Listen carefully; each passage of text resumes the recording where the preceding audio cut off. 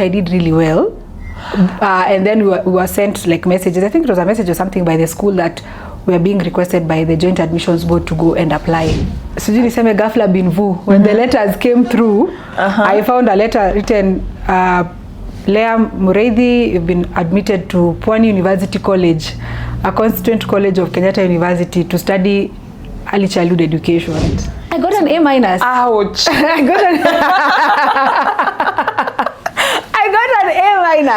Congratulations. I thought like, yeah, so this guy was making it look like, guys, sasa hiyo ni nini?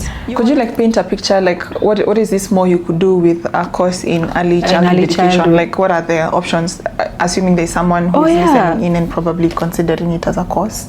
Yeah, I think in a way it's been given such like bad rep in a way, I feel, but there are so many options for it that are available. Like the small acts of kindness really just made this dream come true. And I think I wanted to just like be a happy beginning, because when I was starting I thought it was just going to be like a beginning. As I told you, I thought it was just going to be a place kids will come and then they leave. Like we tell them bye after that time. It used to be called KG3, which was like pre-unit. So we thought, let them just have like a bright beginning and then they head out to other places, like just a good start. So that's how the name now came to be.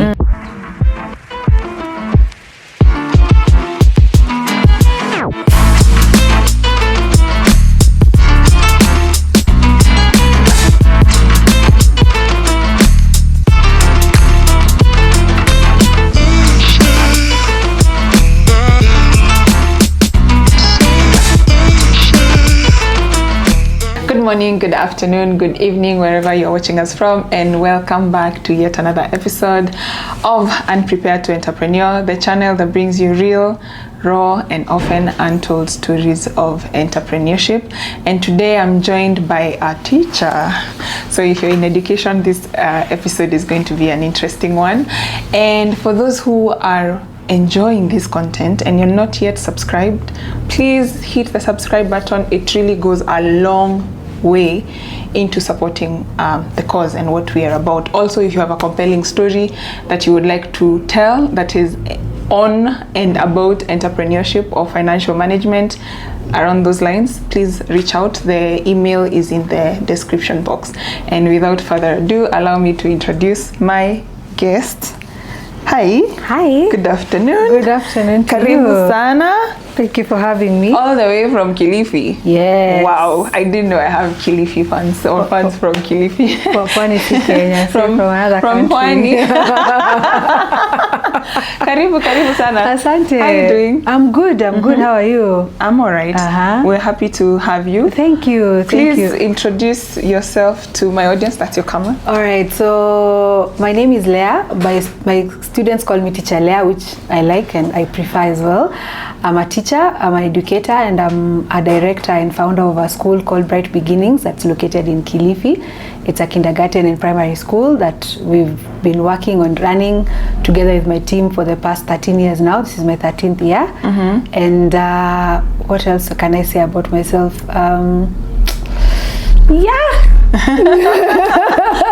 you born and raised in Kilifi? No, I was born and raised in Nairobi. I was born and raised in Riruta Satellite. That's where I grew up. Kabiria.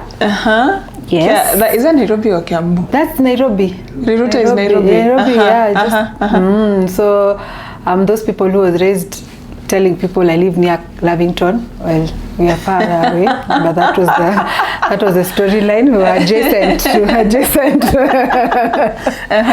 Yeah, so I did school. I did primary, and then I went to high school. I went to high school in Moi Girls, and then when I was there, when we were doing the selection of schools, I wasn't doing so well in math. And on top of that, I was also kind of a joker at the beginning. So my teacher had low-key hinted that I might not be able to qualify to go to college. So during the selection process, I think also because of, the teenage problem, which is identity, self-identity, and I was going through the whole identity crisis, I thought I shouldn't apply, but I really wanted to become a lawyer. That was something I dreamed of and stuff. So when I started getting serious in school, but my psyche was not yet there. So I ended up not applying for the Joint Admissions Board. I didn't apply for university. You know that At you're given forms. Yes, I didn't apply. Oh yeah. Oh no. So when the results came out, I did really well. And then we were sent like messages. I think it was a message or something by the school that we are being requested by the Joint Admissions Board to go and apply. For school. I see. So of course when I went, I had met the threshold for law school, but because I was late in applying, the classes were already, you know, they already oversubscribed. Oh no. So they told me apply for something else. That sucks. So, yeah, I know. So I was a bit confused. So I ended up applying for public relations because I thought, okay, that's closer to law than anything I can see on this paper. And also I applied for political science. And also I was looking for a place that's far away from Nairobi because I was like, I need to stay away from my folks also for a while so that I can get some independence. some freedom. Yes. So I did apply to go to Kisumu, the irony of everything. I did apply to go to Maseno and I think Moi, which is also Eldoret. So I was sitting there thinking like, this is it for me. And then sijui niseme ghafla bin vu, when the letters came through, I found a letter written, Leah Mureithi, you've been admitted to Pwani University College, a constituent college of Kenyatta University, to study early childhood education. So I was like, what is that? I didn't quite get what was happening. So I cried. We went through the whole, you know, grieving process with my mom. I tried to apply to other schools, but you know, it wasn't like, it didn't work. Long story short, I just found myself in Kilifi in the long run. So when I got there, it was still a constituent college. So for people who don't know what constituent colleges are, it's like it was an institute. It used to be called the Kilifi Institute of Agriculture, and then they were upgraded. So the late President Honorable Kibaki was trying to upgrade higher education and try to make it accessible to people also from other areas. So Kilifi Institute of Agriculture was one of the schools that was selected. So it has to become like a yes. So KU like was a big sister. Okay. Yes. Okay. And they have to hold them for a while, and then until they get their own charter. I see. So I was essentially just a KU student, but in Pwani. In Pwani. Yes. I see. Okay. So that's how I ended up there. That was the first time I'd ever been to Coast, and that's how I ended up in Coast. Interesting. Yeah. Early childhood education. I know. How was that experience? Like, that's such a shift. I don't know. Is it for everyone? I don't think it's for everyone. It was a shift. It was who can't. I don't know. I was shocked because first I didn't know what that was. Already remember now I had this idea in my mind of what I wanted to do, and then I remember something interesting happened when I was busy trying to run away from this thing. I kind of feel like the story of Jonah and in the fish, you know, that you're trying not to go to where you're supposed to go. someone told my mom there are these scholarships that are being offered due to go to Egypt. So I went and met this gentleman who, when I told him about the course, he started laughing. So he's the one who made me think that this is so bad. He was like, na hiyo masomo yote wamekuita ukafanya course ya kuosha watoto. He made like some funny comment about children. Can I ask, like, what grade you got? I got an A-. Ouch. I got an A-. Congratulations. I thought like, yeah, so this guy was making it look like, guys, sasa hiyo ni nini? You were not expecting you were not gonna get an A-. Okay, so my secondary school experience was weird because in first year, Form 1 and Form 2, I was the joker. I was not really serious. And then I remember now in Form 2, my mom is, God bless her, my mom is a single mom. She sat me down crying. She told me like, what are you doing? You know, those pep talks that sometimes you need. And then she told me, you know, I'm working so hard to take you to that school. I'm really like borrowing money. I'm doing all these things. So I kind of feel like it shifted my mindset. And I remember that for the first time, nikaanza kusoma. You know, now I took it seriously. Yes. So I went into now Form 3 serious. I remember I did really well from there. But as I said, my mind was still on the, I think it's just like a low-key imposter syndrome. Yes, that I didn't know it was called that when I was then. And then because I was a joker, I think my teachers also went through that whole experience of like, she's a joker. So I'd already planted that seed that I wasn't going to do well. And even by the time I was, it hadn't registered enough for me to take now the Joint Admissions Board seriously. Partly I think maybe I would have gone into law if maybe I'd believed in myself more, or and also it also like planted a seed of my experience with teachers, and it also made me the teacher that I am today, because I think of my experience and I'm like, I will heal the generation that is coming by giving, by being, you know, better to them. Yes, because I know better. Yeah, because you definitely know exactly. better. Okay, so now you're stuck with early childhood education and in Kilifi. Yes. How is that experience? First moving, how is moving from Nairobi to Kilifi? It was weird, but when I went... Is Pwani University in Kilifi? It's in Kilifi. It's in Kilifi. It's actually in the heart of Kilifi, a place called Kibaoni. So when I got in, okay, of course, I remember the first day I went with my mom, and it was raining, so it wasn't nice, and I was like, no, where is this? And then it was so remote, you know, because you've been born and raised in Nairobi, and then you're going to this place, and then the school was also kind of small, because remember it was just an institute in a way, so it was sort of like a tertiary institution more than a university. So it was weird. The first few years were weird, and then we were also very few. So like our class, I think we were 13. So I think 13 is really tulikuwa kidogo. You even the other schools, classes. But I remember when I came in the first week I met someone we were in the same high school with. She was ahead of me, so that also helped a bit. And then the sun came out, and I discovered the beach. And from there I was like, hey, I like this place. I'm not going back to that ghetto of ours. This is a soft life. Yeah. So I think I just took it in as a typical university student, and then I think I'm also the one thing I'm good at is just like I'm very versatile. I kind of feel like that's something that helped me, because I didn't mope for long. So I decided, you know what, this is a chance for me to wear short skirts and enjoy the weather and have fun. Yeah, you know, then I discovered Malindi and Mombasa, you know, and again I've gotten something I wanted. I'm far away from home, so it's I was like, you know what, maybe it's a win-win. And then there was nothing I could do about the course, because they weren't offering a lot. There weren't many options as well. And then I talked to a few people, God bless them, and they told me, you know, this thing has so many options that you can get into. You might not see it now, but there are so many options. And then I think one of my lecturers even told me you can actually even go into like child law, you can do policy work, and maybe that's something that God had put for you and you didn't think through it yet. Could you like paint a picture, like what is this more you could do with a course in early childhood education? Like what are the options, assuming there's someone who's listening in and probably considering it as a course? Okay, one, you can go into teaching, which is the cliche of what everyone thinks. But actually when you're doing it at the degree level, from my own analysis, I think that it's more on management. So you can actually manage institutions, and then we do so many courses. So you can go into project management, you can actually venture into nutrition, because we do learn nutrition. You can go into child development research, because we do learn a lot of theories. The other thing, you can go into special needs, because you see it's like a baseline for all things childhood, because early childhood is actually from 0 to 18, because a child is defined as a child from birth, actually even pre-birth to 18. Yes. So basically anything that encompasses a child's ecosystem, from anything you learn it now in the course.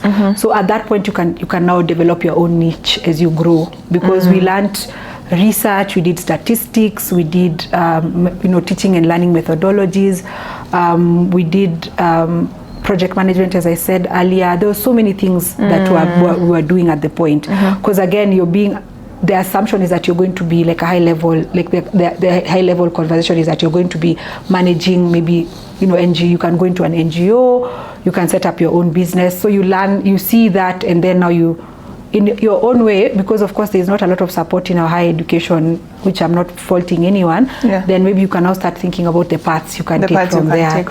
But there's so many things you can do with early childhood, because it leads into so many, like there are so many pathways. There are so many pathways. I can see that. Which you know, for example, if you compare with other courses, but I don't want to compare, because that's comparing apples and oranges. But this one is so diverse. Well, once you understand that it is diverse, I hear you. Because I think my classmates, there are some that are like, one of my closest friends right now. He's teaching at a Boston institution. He's doing well there. I know people who are doing NGO work. I know someone who's training in the county. So there's so many things that you can do with this course. And I think in a way it's been given such like bad rep in a way, I feel, but there are so many options for it that are available. I think it's because our teachers are paid so poorly. I think absolutely. And so I feel like that's the perception. So people are just like, I don't want to become a teacher. Yet when we were growing up, teachers when I was growing up, I don't know how old you are, but when I was growing up, teachers You look like you're a Gen. Yes, no. Yeah, but teachers like are the guys who had like the good life back in the village. I don't know when that changed or why it changed. Yeah. But yeah, so which direction did you take? Yeah, so for me, I think when I was in my third year, so we used to do these things, they're called practicums. So every year you're supposed to visit a school for observation. So we were doing child development theories. So you've learned like a theory, and then you're expected to visit like a school or an institution where children are, like for example a children's home, and then you're supposed to now observe the theory in action and then make your own, you know, observations and stuff like that. And it's very good for people who are doing research. So when I was there, I would visit now the schools now during that period, and I think that's when I started thinking like, is it me, or I don't like I didn't like the experience I was seeing. One, I remember the one thing that stuck with me is I remember I visited a school, and then the teacher was never there. So like the day I would come, and now you see I was still very fresh, so I didn't know a lot about teaching and learning methodologies yet. These are like public schools? No, it was private schools. I didn't go to any public school for my observations. I didn't go to any public school. I just did private through and through.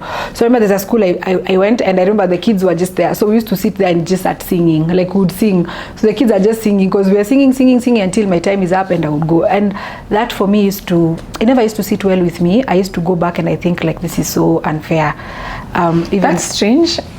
And I was very privileged to have been, to have gone to a good school. In terms of like my early childhood, my parents took me to a private, and I still remember my teacher to date, and she was very involved. And I remember as young as I was, from the time I have conscious memory, I remember her because of the way she used to care for us and stuff like that. So I was kind of expecting to see that in these places, and I don't know, for one reason or another I wasn't able to experience that when I was observing. Yeah. Are these schools in Kilifi? Yes, because you're supposed to go within your area. Within the area. Yeah. I was not expecting that. Oh yeah, from so like private schools. Yeah, because you see the thing about people is that they don't understand that private schools have also levels, and private schools, just like any business, there are bad businesses and good businesses. And even over time I got to experience good businesses, which is now also something that really defined also who I was, because I was privileged to have gone to a really good private school for my what we call the teaching practice, and that's when I realized like, yeah, it's actually possible to get like a very good program for children. And so I was able to sort of, you know, compare and contrast and realize like you can actually give children something good. And that's how now I ended up sorry yeah, so I ended up now. So my first year, second year, I didn't have a good. So I decided like, is it something I can do? Like, can I set up something? But at that time, you see, it was you know, it's just an idea you have in your head. It's at ideation phase. So I wasn't really serious about it. And remember, bado kwa sherehe, you're still trying to navigate life, relationships, and all this. But I remember now I talked to the people, like some people about it, and then I just started now thinking about it more and more. And then now that's when I made a decision. I think in my third year. And I made a decision now because I was like, I need to go to a very good school for my teaching practice, because then I can be able to pick best practices that maybe I can build up on. And so I applied to go to an international school for my teaching practice, and I'm so grateful that they took me in. And so that time when I was there was sort of, I would say that was the time that I really defined the idea more, because now I was able to now see best practices in action. But then I'm reminding myself like where I'm coming from. A lot of people may not be able to afford this kind of lifestyle because the school was very expensive.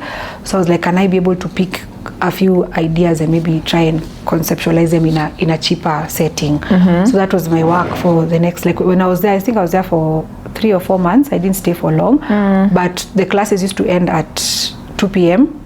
and then I would volunteer in a there was this children's home that used to be close by that had these street kids who couldn't read. So whatever I was learning there, I would pick, and then I would go and now teach. Wow. Yes, I would go teach this street children, so that I can also be able to see what is doable, what are these things, like is the materials going to be something that's going to be a challenge.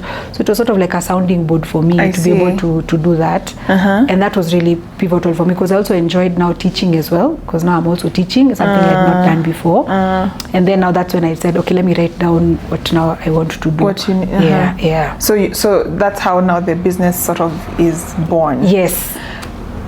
from ideation, actually from that seed, when that seed is planted in your head, and then now you process it at the back of your mind, and then now you process it actively, and then now you say, okay, I want to do this. What are the things you would say, or how did you execute the idea, like setting it up up to the point where you got your first student? Okay, so my third year, when I finished my third year of college, when I was going into my fourth year now, you know, the Kenyan system for people who've done the regular program, you have these breaks. Yes. Like you have like I think 6 months and you go back to school. So during the the third year, when I did my teaching practice, when I went into my fourth year, I had pretty much now decided like this is something I want to do. And during that time now, there was this we had this friends of ours, we talked about it with them as well. So when I talked to one of them said, why don't we partner? So that's how the story actually started. And we're like, how much do we need? We're like, we need 100 G's. We need 100 G's. So I was like, okay, you look for 50K and me I look for 50K. Like, sawa. So me, I was depending on my mom. I was like, I hope my mom can scrape money somewhere and give me. And then, so that was how the idea started. Like, let's come up with a business plan, which is something I appreciate. We did a business plan, but you see, the business plan was based on market research. So on weekends and times when you are free, we would go to places where children will frequent, like hotels for swimming pools and stuff, and we'll talk to parents so that we can determine like the problems that they were facing in the schools that they were in. Remember, I was only hypothesizing it at that level. So I'm trying now to see, are they actually unhappy? Yes. So the stories that they were giving me, I would go now, we'll write it down, and then we'll now put it in our business plan. And then now remember, the idea was, we were so naive to think that if we have a rock solid business plan, we'll go to the bank and they will give us money. So we were building up the business plan like, yes, these guys will give us money. So we were doing that together, and then towards the end of my second semester, towards the beginning of my second semester, which was now January of that year, say my age, we were privileged to meet the owner of some property that was in the middle of town. So Kilifi is a small town, but there was like the KCBD of Kilifi. There was a very nice house that we had been shown. So when we met the owner, he was like, oh, this is really, like, God bless him. He said, this is so inspiring for young people to want to do this. What I'll do for you guys, when do you want to open the school? So by then we had decided we're going to open the school in May, which was the second term of the academic year. So it was like, do this. We had met him in January. So it was like February, March and April, I'm not charging you guys rent. So just set up, and then you start paying me. Yes. So those are the things that I appreciate, because they really build up the kind of person and the kind of business. So you see, the little money we had was not going to be used for rent, which was a blessing. Was 100 enough? Yeah, it was not even a paid rent for 2 months for sure. But those are the realities you discover as you go. And then now when we got in, so when we met him, my partner at that point decided he doesn't. I think there was a bit, and then remember, there's a lot of uncertainty. He opted out of this partnership, so he went and opened something else. So now I was left alone, but me, I was psyched up. I was like, this will happen. So February, my mom gave me the share that I had asked for. She actually added and gave me 100, because now I remember the other guy had left. She gave me a check and she told me, you have to pay me back. She have to pay me back. May God bless her. I'll honor her in every conversation I have. Then now we started. So that's how I started. So the starting was different, because now you see already one piece of the puzzle has already been removed. The support person has left. The person that you thought you'd be bouncing ideas off. So I was left alone. And then now there's this house that's just a house. So also now converting it into a kindergarten as well. Yes. But for me, the idea was, let me just start without daycare.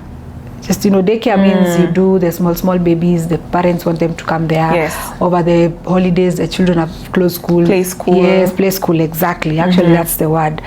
So I would go, and I had not finished school yet. So I had my last semester.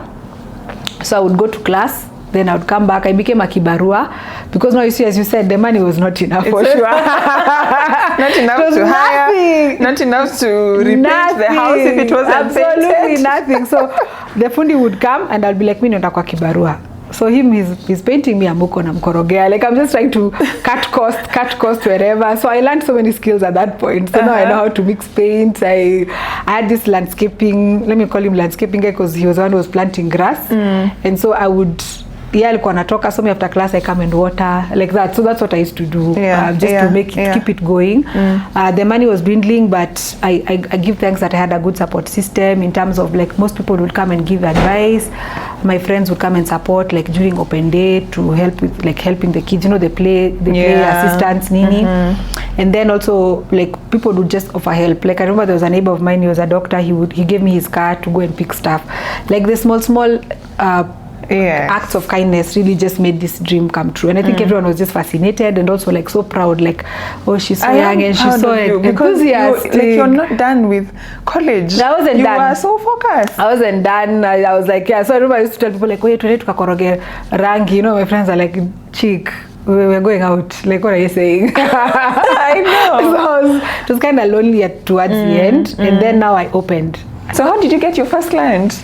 So we did this fun day. That was the marketing plan. The remaining amount of money we did like a fun day. We brought a bouncing castle, so people came in. How did you get people to come in? We were doing the door to door. The good thing about a small town is that you're able to move around fast, and also like the customer, we had already understood where the customer was, so it was just really trying to get into that market. There are people who are helping. I remember, as I said, the networks that I had made and the support system, like we had a flyer, you give someone, they go and put it on their workplace. So guys really showed up for the fun day, and they were able to see the work that we had done. And it was, as I said, it was a small start. So the first day, the day after now, this fun day, which was Sunday. The Monday of opening, it was me and my cleaner, my cook. She's called Monasha. She's still there. God bless her as well. We're there together, just waiting now. Like, okay, we're not sure what's going to come. And we had a caretaker. It's called Julius.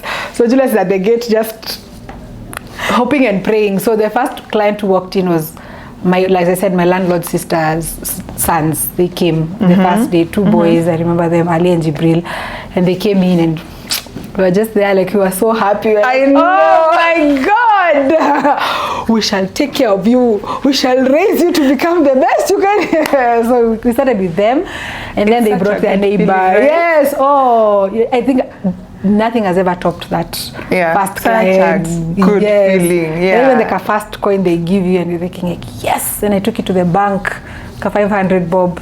And I was like, this is how this is it. Yeah. And that's how I started really. And then now it was holiday time. So as I said, you open in April, like the first day of opening. So some of the children because schools had closed, they're like, the parents are like, okay, let's just go and stay there kidogo, and as you wait for schools to open in May. And then some of them, they told their parents, we don't want to go back to our old schools. Can we stay in this place now? The school is called Bright Beginnings. So like, I'd like to say in Bright Beginnings. So that's how now when you open, you had like a new class, which was called KG1. I think the children now, I even have people who've done Form 4. But yeah, so that's how I started. And so I started now building up from there. So now I had to move from, the day-to-day and now start managing and employing. The usual story. The usual goes. Yes. Oh my gosh, that is, I love that story. So I love it. That was the gist of it. How did the rest you pick the name? I just thought like Bright. I used to have my friend, she was called Carol. I remember we were sitting down looking for names, and I told her I wanted to just like be a happy beginning, because when I was starting I thought it was just going to be like a beginning. As I told you, I thought it was just going to be a place kids will come and then they leave. Like we tell them bye after that time. It used to be called KG3, which was like pre-unit.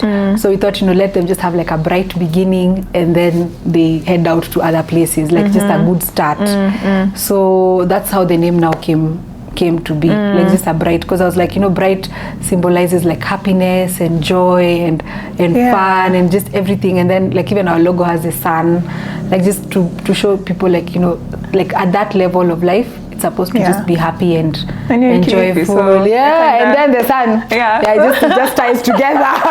Totally. Yeah. Wow, that is such a beautiful story. So you moved from play school. Yes.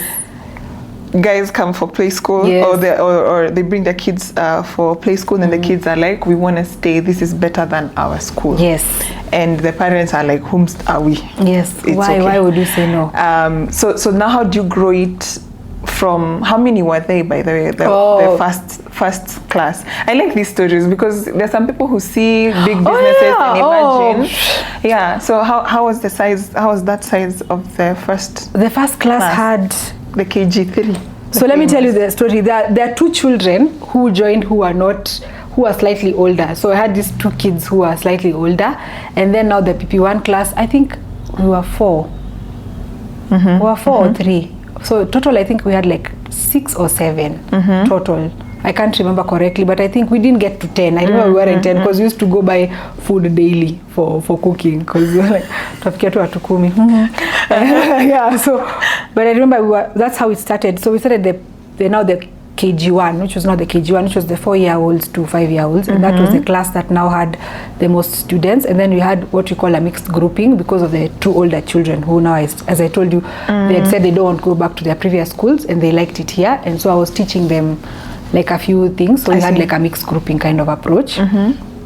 So we did that then now the numbers started growing pole pole. So between May and let's say the end of the year, we had opened up a third class, actually, a second class, which was now KG2, which was now, so that now we had to hire a teacher. And then now we had the original play school that was still going on for the daycare. That was there for now that became now more consolidated towards the younger ones. And so that's how now the school started growing. So you know a typical house. So the house was a 4-bedroom.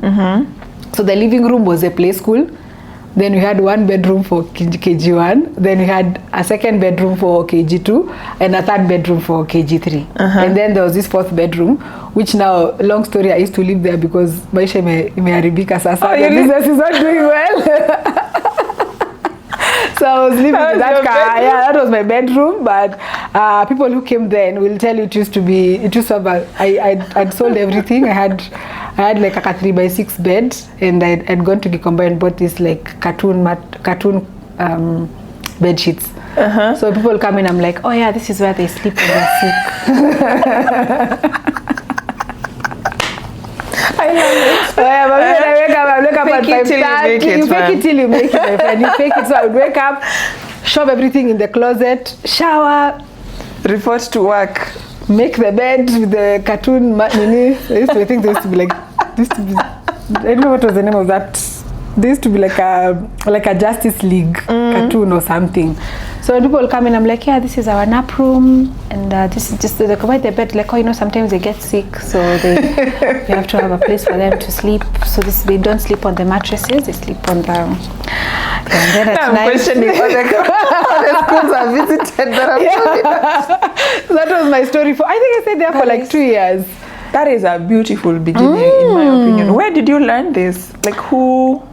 I honestly don't know. I feel like also my mom, I'm still going to go back to my mom. My mom is very scrappy. My mom is like a hustler proper. She was working in Gava, but I could see, like, I don't know, I don't think she knew that she was doing it, but I feel like that's the one thing about observation and learning from others. I feel like she was my first muse. I don't know if it's a muse or what you call them, but my mom was my first.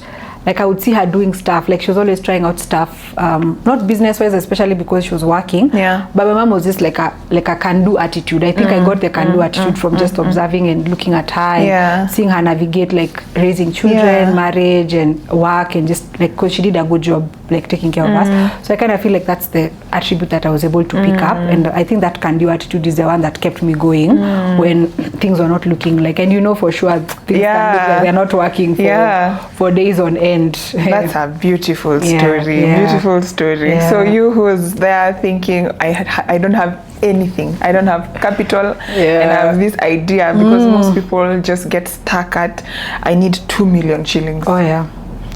And I don't think money is ever going to be enough. Even now, money is never going to be enough. I think if you're sitting down and thinking, and I think also you have to think about it as a journey and not a destination. And not a destination. Yeah. I think then it makes it easier for you to grow, especially if you understand your limitations, because everybody's journey is different. Like I know people who've opened schools with millions of shillings because they had the resources, and the people who've started even more scrappier than me. That's true. Yeah, so I think that the idea is for you to just understand your own journey, yes, and know what can I be able to do, and also make informed decisions. Like you see, like as I told you, the business plan really helped. So we knew we were on to something. So even when you're pushing, you know, it's because there's something. Yeah, you know, like you can't go and start thinking you can mine gold in a place that has never been.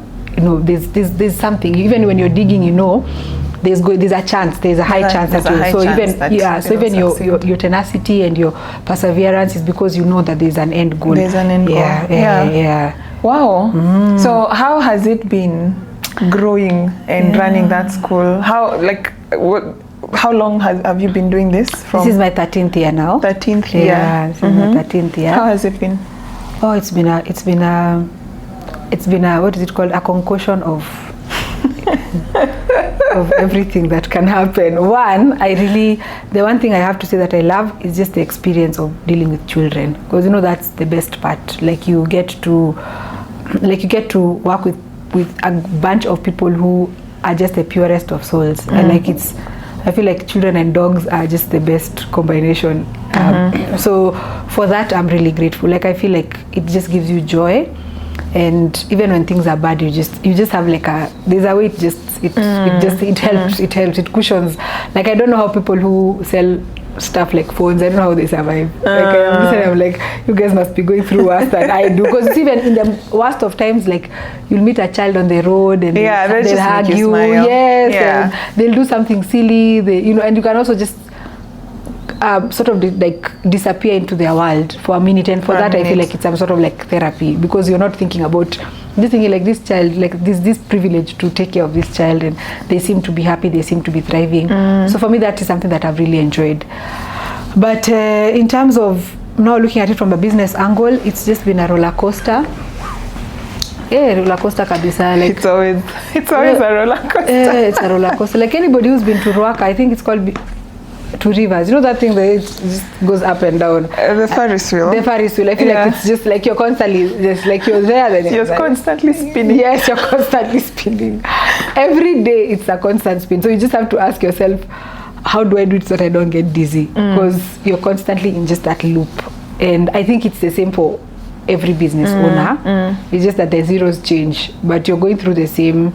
The same. Different levels, different devils, they say. Absolutely, that's the one. That's so what's like the biggest, you know, I don't know if you're okay sharing, maybe one of your most challenging moments or seasons running the business, whatever stands out.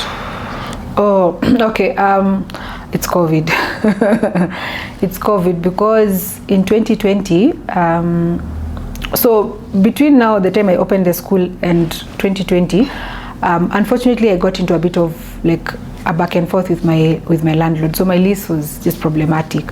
So during that period, I decided to settle into a new location. So I bought this piece of land, and I was working on now building my own center, so that now it's purpose built. I can be able to achieve some of the things that more, and also get like a bigger number of students because the school was growing. But then now come COVID. So COVID started, the year started badly because there was this thing called the those task force things that the government does. So there is this school that sadly, unfortunately, collapsed in Ngando. So that's where I want to start. It collapsed, and then the government said they're going to set up a task force so that they can see which schools are like schools that are not supposed to be like operational. So they came to Kilifi. So during that time I was transitioning. The space I was in was a kindergarten. Now it's now growing into a primary school. So I was going through the whole transition process and everything that comes in between.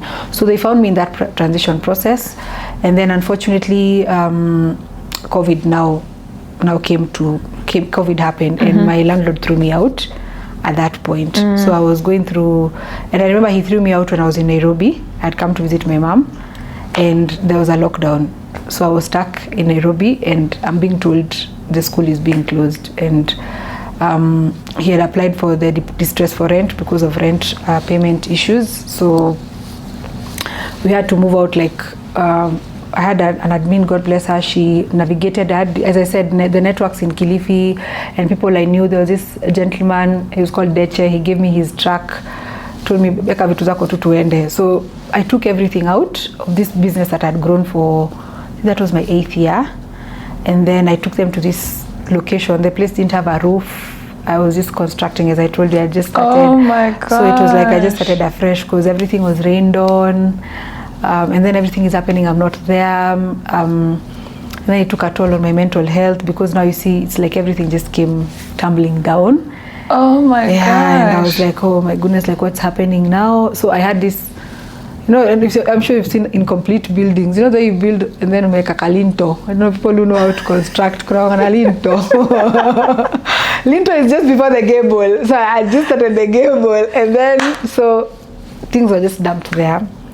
So it's like now really you're just starting again. You're starting again, and you don't even know when you're starting again, because again, COVID also was not like at it's 2 weeks. Yeah. It just ended up becoming like. But at least kids were not coming to school. Yeah, kids are not coming to school. Imagine if it was like in session. You can imagine, yes. So kids are not coming to school. Then now you have to let go of your employees, because now how are you going to pay them? So I remember even like, so that like those months between, that was, I think we were told to close, I think in March. And it was so long. Now that I think about it, I'm like, that was March, April, May, June, July. We opened up, I think, in September. September for the first class. Yeah. You know, they did this trial basis. Yeah. So the Yeah. kids actually opened the next year, but the grade 4s opened in that COVID year. And it was like the longest period of my life, man. Because now you're used to being busy, and then now you're just sitting in the house. I remember the day I'd come to visit my mom. So I told you now I'm in the lockdown, and I remember I was looking for something to do. And I remember I went to my mom's bedroom. I was leaving now to just, I don't know what I was going to do, just to walk around. And then my mom gave me like a G, like 1,000 bob. It was like, oh, this can help you with like, and I cried. I broke down. I was like, man, this is where. And so that for me has to be the lowest. It was my lowest. And it also, I think it also now gives you perspective as to how you defined yourself. You know, you divide yourself as a teacher, as a school owner, but all that has now been stripped away from you, and you're left with who are you without yeah, who are you exactly. So it helped me now start thinking about my own personal development and the kind of person that I am. And that was a really hard journey for me, because I just been on the grind so much. I had not taken time to think about such things. And so that for me, that was the longest. Oh, I can't imagine. It was bad. How did you recover from? I recovered one because so during that period I started looking for a job. I did get a job towards, I think, August. I did get a job, and I really thank God, because that helped me, because the money I was able to get put a roof in one of the classes. So remember nilikuwa kwa gebo. So I put a roof, and then you know in every cycle there's always that business that is thriving. So there's a very good friend of mine whose business was thriving during this period. They were in construction. So they gave me, like, they spotted me a loan. So I was able to do the roof and just finish the class enough for it to be occupiable. And so that was now towards August. So I did the job from, I think I got my contract in August, but that was not fast enough. So my friends had given me the money prior. And then now when the kids opened in October, at least I had one class, and all of them came back, which I think I was so grateful to those parents. Wherever they are, may God bless all of them. So they all came back. They all came back, as in even seeing what they were seeing, because trust me, there was nothing to see. Like, this class had no ceiling. The place was just a mess. You know, then you go to an incomplete construction site. Why do you think parents sent their kids to your incomplete construction site? I kind of feel like now, upon reflection and also talking to them, I think it's because we had given them something good, and I think they were believing in the dream. Yeah, I think I have to say that was the reason, because I kept asking myself, why would you do that? Like, define good. I feel like the kids were happy. Yeah. And then also because the space in its sense was actually bigger. Remember, now we're coming out from a house into like a school. Yeah. The space was bigger in terms of size, the classes were bigger. And I think also the paralysis of now starting to look for another school, like, no, wacha tuikae. So I think that all combined helped for them to now just come back. First of all, how are you feeling as the business? Are you feeling weird taking money from? I'm telling you. And then or are you about to tell them just bring them for free? So you're telling them to bring them for free. What will they eat? Remember, you're from a famine. You're busy, just been starving for months. But every coin they gave me went now back to now buying them food and fueling the bus, which had been seated there for months. And I was able now to bring back the cook and the teacher, one teacher. Yeah. So that's how we started. Where are you sleeping now that the bedroom is gone? No, remember that house? At least I had a I had like a house now. At least I had a house. I had like a house somewhere. I had like a small house, so I was okay. I was at that time I'd already moved out of the school, so I was really just now at that point. Trying to now build back up. So we did now the October, November, December loop, and remember now I was also working, so I wasn't like very present because I'm also trying to hustle. So whatever money I was making from this job, I was pulling it back to the school. So it was really stressful. Because the job was also demanding, and I also wanted to give them I had to give them my best because I also know that this is an opportunity that I'm really grateful for. So I was really stressed out.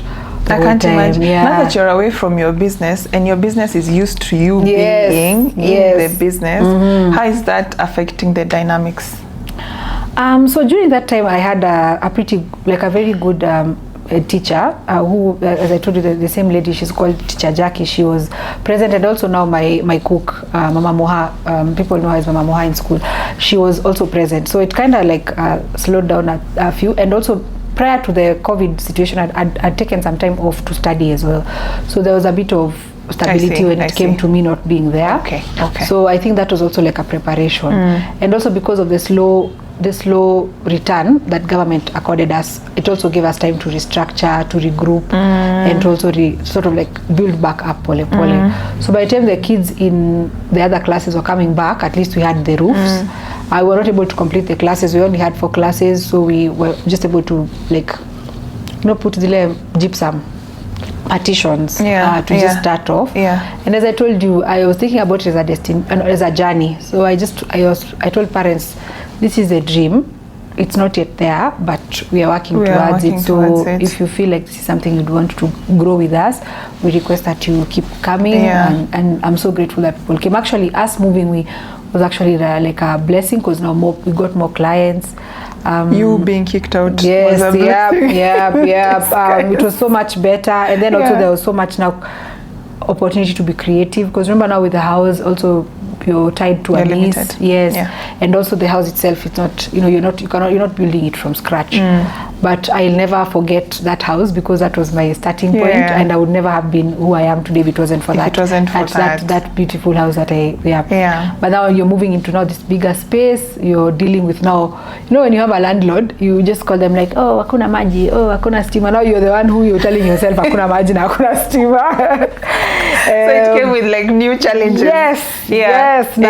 Siwa kama ifanyi ni wewe. Kitu kama ifanyi ni wewe. So we did the whole, which we are still doing. And you see also cheapskating, because you're trying to navigate a cheap, a move that was not planned. So that now became the story for the next few years, and it still is the story, only just of course now better. You can't compare 2020 and 2025. I'm curious. I find many business owners who, when they attempt running a business and then it doesn't work out, they feel shame going to look for employment. Did you feel that? Sita, there's no shame in desperation. I don't know people who talk about shame. I don't know. When you're struggling, I don't think there's something called shame. I think I didn't go through it because I remember when I went for that interview, I remember telling that chick, like, even if you give me a sweeping job, I will do it. Because at that point for me, it was like a do or die. So I didn't go through I didn't process the shame as maybe I would have if I had gotten out of this with, I didn't have any dignity left. I was like, Let's just summarize it. Do you want me to sell bangles? I'll sell. I just did. I wasn't, and I think also business. I think at that point I was like, I need to get, and I was also fighting for that dream. So I was telling myself, if I don't do this, I don't have another. So you were looking at it as not giving up. This is you need this to cross. Yes. To get to point B. Exactly. I was fighting for my baby. I was fighting for bright beginnings. I was like, if I start thinking about myself, bright beginnings is not going to survive this. Yes. And I know how easy it is for a business to close and never come back up. Yes, that's true. So I was like, right now, I have no shame. I'm just going to work. And it wasn't a bad job. I'm so grateful. That's what I'm saying. I'm so grateful. It wasn't a bad job. It was a really good job. I actually got a lot of exposure from it. So I was like, I've gotten a job. Let's start. I wasn't there like, oh, what do people think? At that point, as I told you, you've been stripped away of your essence, really. You're just like really bare, like naked there. So there you're just like, I just need to rebuild. I just need to rebuild. I like that. I like that. So we connected on employee theft. Yes.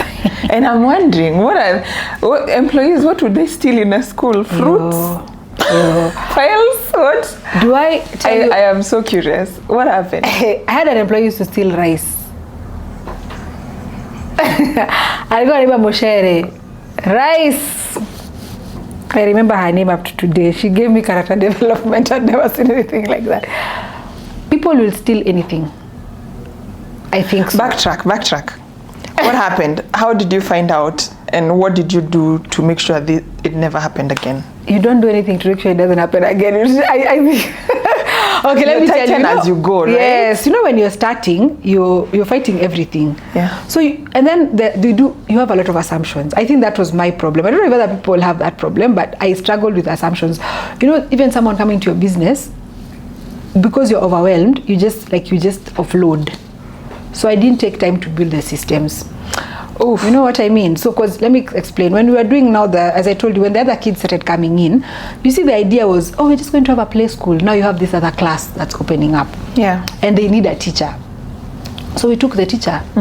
So you take in a teacher thinking this is an ethical person, mtu akona akili yake. So they go to class, and it's trying out to navigate something else that's happening. There are so many things that are happening. Of course, the program is trying to run. You're trying to employ other people. You're trying to also manage yourself. You've never been, no business plan is going to prepare you for the first time. You're always unprepared. Unprepared to entrepreneur.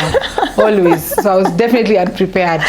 So she started. So that was my first encounter of theft, and so we came to find out now with the kitchen, because remember, as I told you, we're so kidogo. So even one cup of rice ikidisappear, unajua cheli ilienda wapi. So that's the first time I saw someone stealing like rice.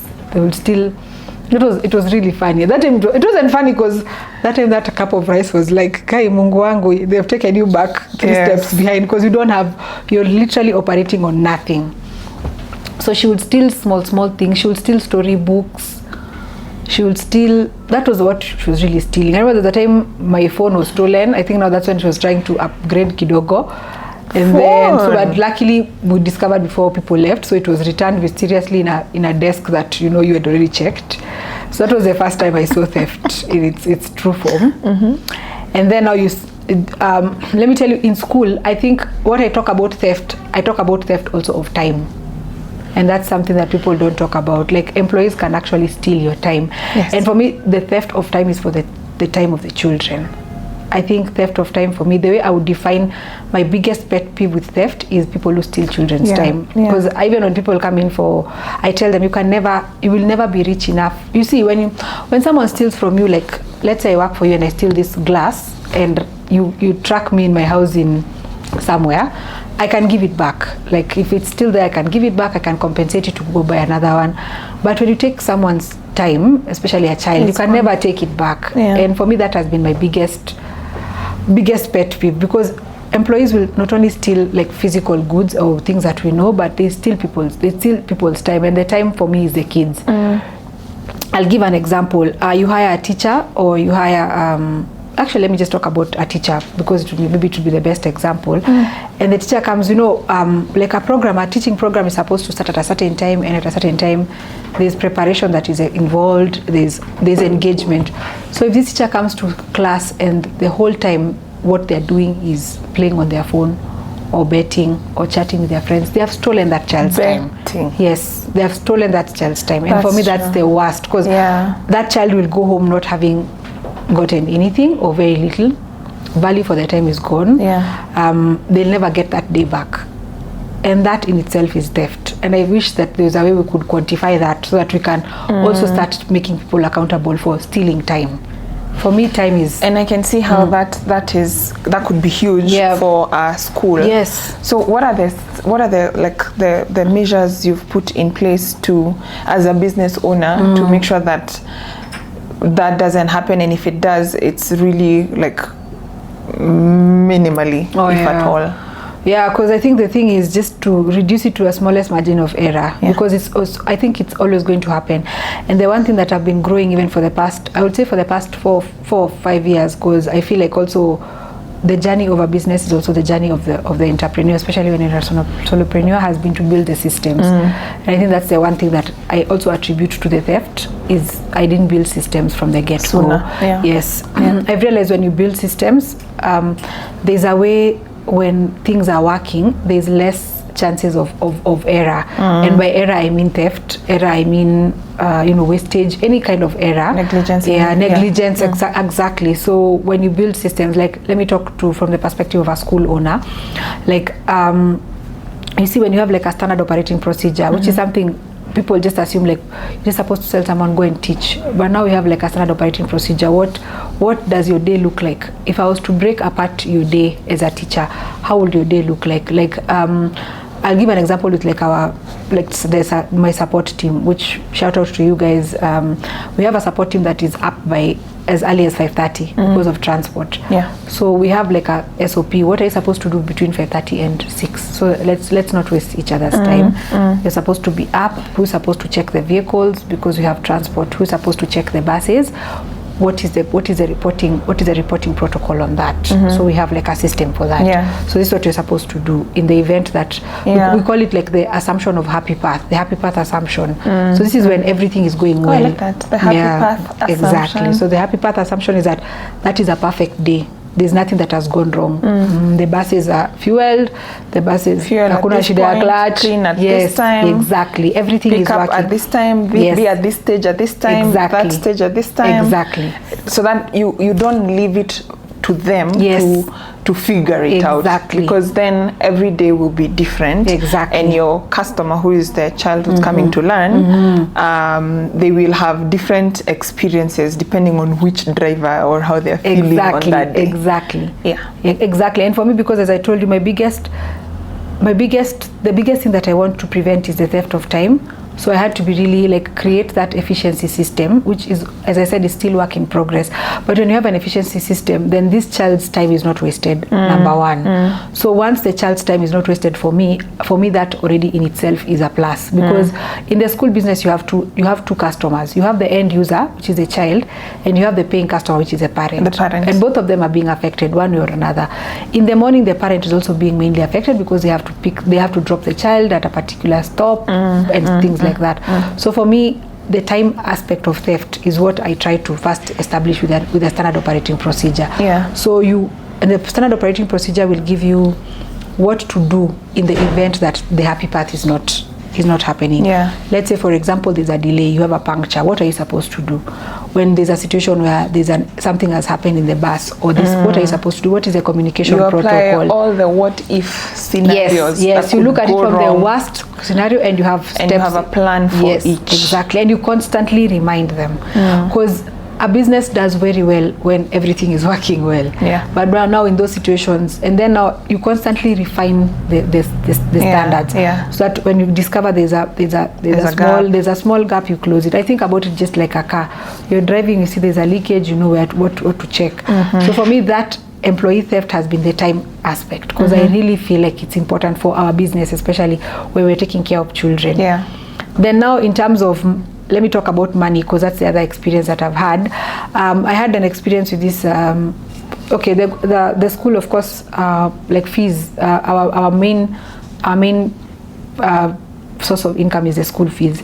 So I've had experiences for myself and also with others where you delegate that responsibility to maybe an accountant or an administrator, and then they create their own pay bill. Why did that take me to our bazaar back in high school? Yes, akona pay bill yake. So they even have like their own pay bill. Like you have a school. My pocket money used to be with that guy. Yes. So this guy, he's opened his own car thing. And the one thing that happened to me, I think it was some years back, there was this admin I had. Hers was very smart. What she was doing was she was diverting money. She didn't open a pay bill because I think she thought that would be too much. Too obvious. So, but that time when I was away, she would, you see, like let's say school fees is 5,000, and you'll come and check like the master. There's something called like a master roll. During that time when there was no tech, you'll have like a master roll where it was written like, for example, let's say Brian Kasongo was paid 500. So you can follow up the the money. Yeah. So she will tell parents to send her the money. Yeah, to her number. Yes, to her number. But remember, she's the middleman. So when you come in, you'll ask her like, how come Brian has not paid? She says, oh, the mom said she'll pay next week. The mom says, but you see, she's already been paid, and she's been paid less. That's what I was telling you. Let's say the fees is 10K. So she tells the parent, to just give me 5 Gs, and the child will never be chased away from school. Because she's the one who's doing the chasing, colluding with the parents. It's how it happens even in these small businesses. It's I remember there's a lady. It's the same thing with. Let me give an example. When I was younger, I used to do this thing which I constantly beat myself up for it. There was this shop in town that used to sell glasses, very beautiful glasses that I knew I couldn't afford for sure. I was an optica girl through and through, but there's this shop. It was called. Let me not say the name. I don't know if my statute of limitation is up. So there's this shop, and they used to sell this like high-end glasses that I knew I couldn't afford. But what you do when you walk into the shop, one of the attendants would come to you and they tell you, do you like them? I'm like, yes, I like them. But the shop, these are 40 Gs, and and she tells you, okay, how much do you have? You're like, I have like 6 Gs. Like, sawa. You bring it in. I went to do the whole thing. You do the nini. You pay for the kupimwa. Then you may attend 1 week later. You're called. Upatikana hapo nje. You pick your glasses. And you're looking never think, like you didn't think deeply about what exactly am I doing. Yes, and what this could. Yes. Until it's now until it first closed. It closed. Those guys closed business. Oh, no. And I'm telling you, I know. My ocean, I was one drop. Yeah.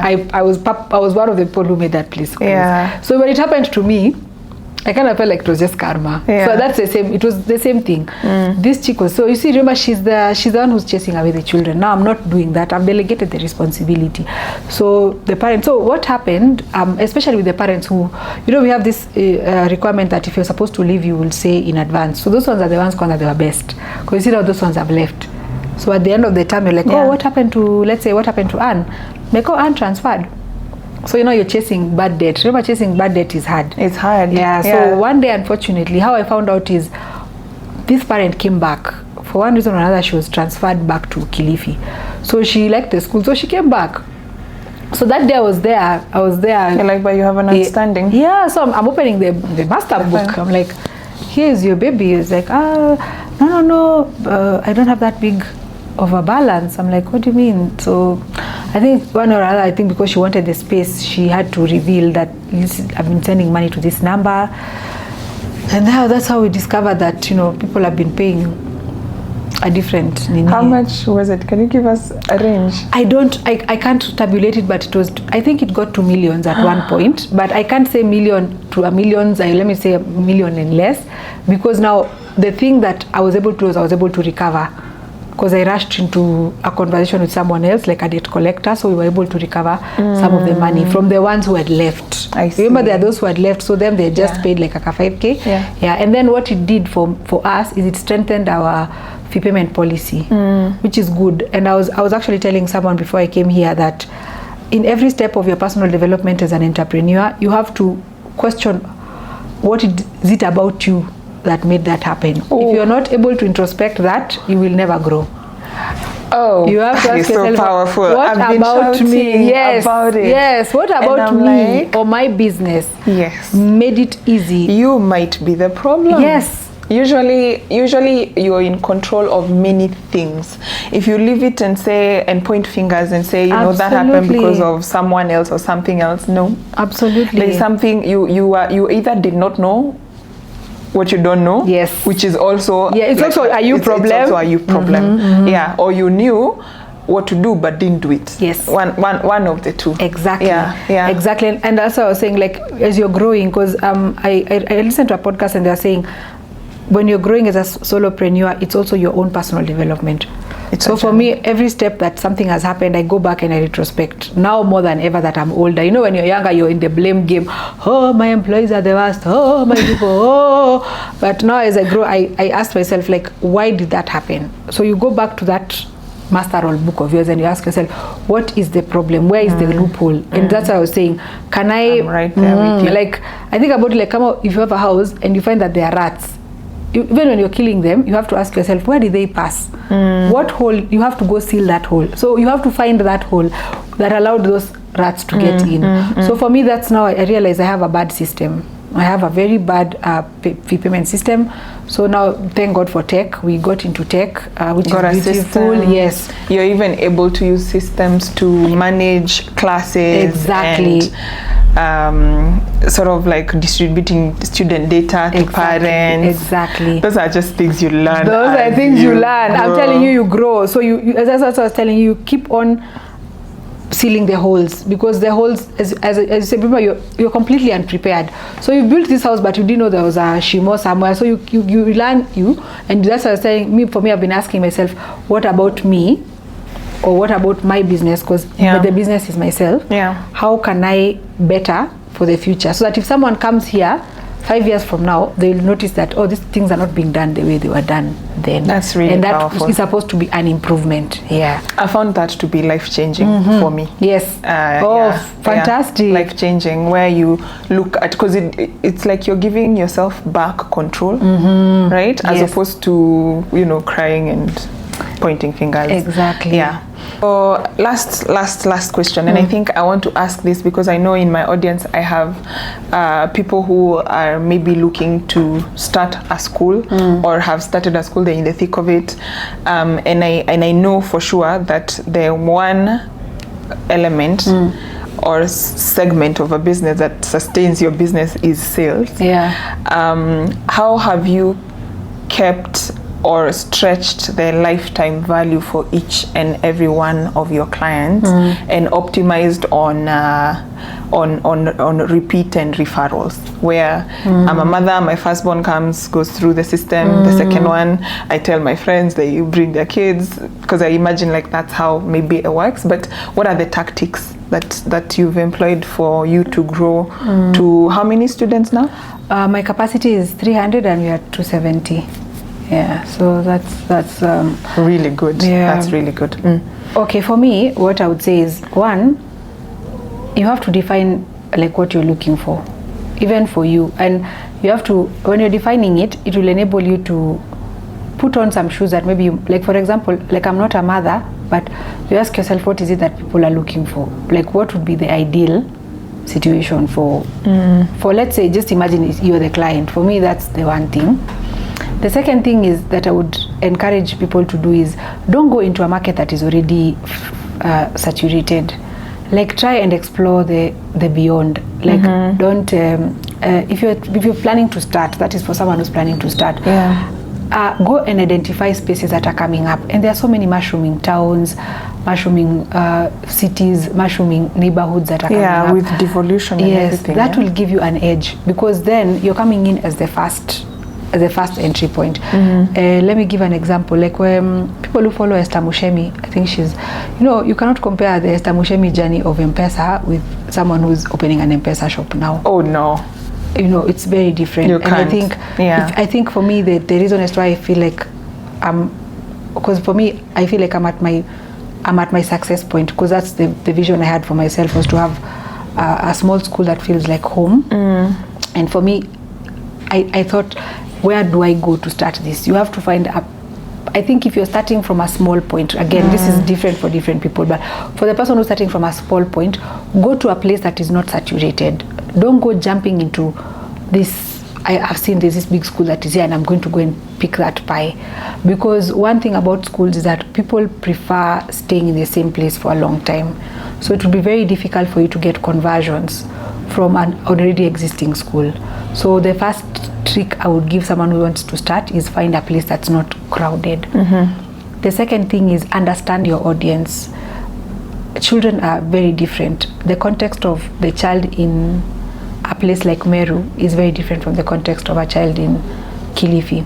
Not only just geographically, but also understand the audience based on what you plan to charge. What is your return on investment? So if you're thinking, I want to charge 300,000 a term, that is a totally different parent or a different child from a parent who's paying 3,000. Yeah, they're expecting two different things. So you have to really understand your niche. Like, what is it that my people want?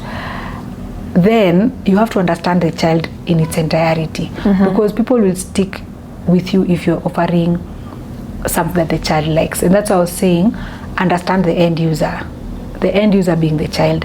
People are really focusing on the parent now.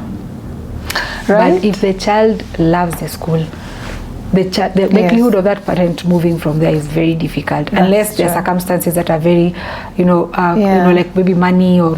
But if you can focus on making the child happy, you find that even the what is it called, the retention rate is high. So all you're doing is just topping up the small numbers of people who are leaving. The other thing I would advise in terms of, as you said, for sales, you have to, I don't know if there's sales and marketing, but I don't know the difference. Maybe one day someone can. I've been trying to understand the difference, but I'm yet able to. But I would really encourage you to focus on sharing your story to the audience that matters. Don't come with me and you're focusing on, like me, if my market in Kilifi doesn't know what I'm doing, it doesn't matter what the market in my mom's place understands. In Nairobi. Yes, unless you're trying to build a different brand. Make sure that the people who, your target audience sees you, they know who you are, and then build the loyalty base by being true to your word. If, for example, you have like what are your performance indicators? Like, for example, you talk about efficiency in transport. Keep true to that word. So that people come there, they're like, yeah, that's cool. They keep time. Let that be the thing that you're offering. Those people will not go. Then you build your customer loyalty. And actually, when you're opening a school, the biggest marketing tool is referrals. People will come there because, like, I've seen people call and they're like, I want space for my kiddo. Like, oh, would you like to come? They're like, no. Mama Nani told me the school is great, and they never step there. They'll come on opening day with their uniform, and they're like, yeah, we know the school is good because someone told us. Yeah, so you need to build the loyalty. So the loyalty, that's what I was saying, one is understanding the child in its entirety, and you don't have to do that if you're not maybe like an expert in teaching, which is an advantage I had, but you can look for someone to just give you an understanding. Then know what that encompasses in terms of what the children like, what are the trends. Do everything that you need to understand the child. Is that like a requirement for you to be certified as an early childhood educator? Not at all, because you can delegate the responsibility. When you're applying for registration, you can actually hire what we call a manager of an institution. And that's why I was saying, if you're not able to, because people get into businesses from different angles. If you're not a teacher and you want to get into this business, you can look at it from the angle of, can I get someone who shares my values? Again, it goes back to values. What is it that I want to offer these people? Then now, because getting a skill is very easy. There are very many teachers, hundreds of thousands out here actually, statistically, but do they resonate with what you have? And that's why I was telling you, what are you asking? What is your ask to them? Because they're the ones who are coming into your vision. And then now building the consistency of ensuring that those people understand what you want, and building the systems to ensure that it's sustainable enough so that anybody who comes in consistently and it's sustainable, so that everybody sort of like gets the same experience. And the one thing that I've learned about loyalty that I didn't know when I was younger, that I've now learned in my late 30s, is it's okay to admit that you've messed up. Like, I think that's the one thing I used to struggle with when I was younger. Like, something would happen and you're busy running around trying to, like, for me right now, my biggest Nini has been, you messed up. Like, you come and sit down. Like, we have something we call barazas for parents, and a parent comes and says, I'm not, and you're like, that is my bad. Like, there's nothing wrong with being vulnerable to your client, because you're a human being, and especially in the business of service, especially for children, you can just come and say, I made a mistake, and I sincerely apologize, and this is how we intend to correct it. Exactly. And I think that's something that for me has really changed, and it has also eased my burden of trying to be perfect. I think at the beginning, usually you're thinking, if I lose this client, yes, it's literally over for me. And you know, the other thing I want to say about the client thing, the retention, I think it also goes back to faith and spirituality. I don't want to talk about it from a Christian or but I remember I have this like, I'll call her my honorary mom, because I've known her since I was in college. Used to tulikuwa tunanuanga viazi kwake, and then I used to like live in their houses and stuff. She told me something like many years back, I don't know if she remembers it, but she told me, riziki toka kwa Mungu. And I think when you shift your perspective away from being so client focused in terms of fearing the unknown, and you focus your energy to a higher power, and that's what I was telling you, finding within that yourself, like, let me say God, because that's something I subscribe to. If you just ask God to give you that which you want, and you work hard and be consistent with it, trust me, something will come along with it. And I know that is, I don't want to go spiritual and start saying, it holds true. Yeah, don't guitar your way into Pastor Nganga's church thinking that this is going to be your answer. But when you put your expectations and your hopes and your dreams, like, you know that thing for trust in the Lord with all your heart kind of thing, if you're a person who believes in that, I feel like slowly, like, I had this book, I used to write in this book, I still have it up to today, and I remember the one thing I'll say, it's people now calling it manifestation, but I think it's also just having like an unshakable belief in a higher power and in your God, and putting in the work. It can't be one only. It's just that faith without action. Yeah, there has to be. It's like a two-horse race. That thing for, like, it's two people. It's like a stool.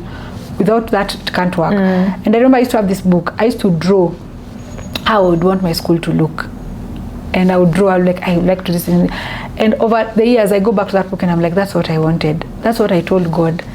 And sometimes when you focus on that, he guides you into things that you don't know. Like, you see, like now you meet parents, they don't know what they want with their children. They have no clue even. They're also trying to navigate parenting. So they're coming to you from a point of help us. So if you do not tap into the wisdom of a higher power, you will end up running around, what can I do for you, Mama Ann? What can I do for you, Mama Brian? What can I do for you, Mama? So you're constantly just jumping around, and you never streamline your north. You're constantly just running, and that's when you lose them. Because you're trying. I remember when I started, I would be in school until 9 p.m. trying to, you're saying, client akienda. It's over. But now that I've navigated away from that and tried to pull my need towards a higher being, I've realized that I've grown. That now I think about the business in a different realm, and I've actually been able to now tap more into my creativity, because also the vision is yours as the entrepreneur. So there are things that people cannot pull on you because they're not the ones that were given that vision. I feel like that desperation, that thing of I don't want to, that desperation energy. Stay away from it as much as you can. In fact, what usually, like, I will ask myself, what is in my control and what isn't? What isn't, leave it. What is in my control, okay, what are the action items? What are the steps? What are the things I need to do today? What are the things I need to do tomorrow? And then I think over time you find yourself, you know, you're the 4th floor, or the 10th floor, and you're growing like that. And the other thing I'd say is, you know, as much as we talk about being unprepared and everything, you have to have a base. You don't just start. Like, I pray that anybody who listens to this, just have a base. Like, write something down. You can't just start from nothing. You can't come and see Anne. You can't see what Anne is doing and be like, I want to be like her. There's no other Anne in this world. There's no other teacher Leah. Have your own, like, allow yourself to build your thing that is unique to you, just the same way you're unique as a human being. And I think when you put something down, and the easiest way is to put it down, then you find that then it's easy for you to build, like, just even write it on a circle and then build those 2 lines, and like, what can I do to this? And that in its way allows you to tap into your own creativity and to your own mindset and to your own vision and to your own mannerisms and everything that will make your business unique. I'm gonna do that. I don't know where this podcast is going, but I think I will sit with Leon and discuss and dream big wild dreams. Maybe a diary of a CEO one day. Exactly. And who knows? And even what you're doing here, nobody can replicate that. Someone can go buy cameras and whatever, but that's whatever is unique to you is unique to you. And I think that's the one thing we keep on forgetting, and we keep on dwelling on, doubting, checking on whoever is doing whatever. There's a lot of self-sabotage. Exactly. Imposter syndrome. Exactly. Yeah. And you keep on thinking, you're chasing. You see, like, let me give an example. People who started schools with me, maybe they have more students than I do. For me, I go check out their schools and I'm happy. But me, I'm so chill because I'm like, this is what I wanted.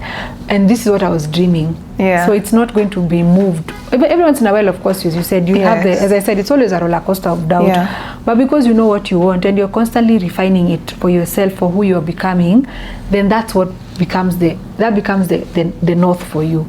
And everything else just falls into place.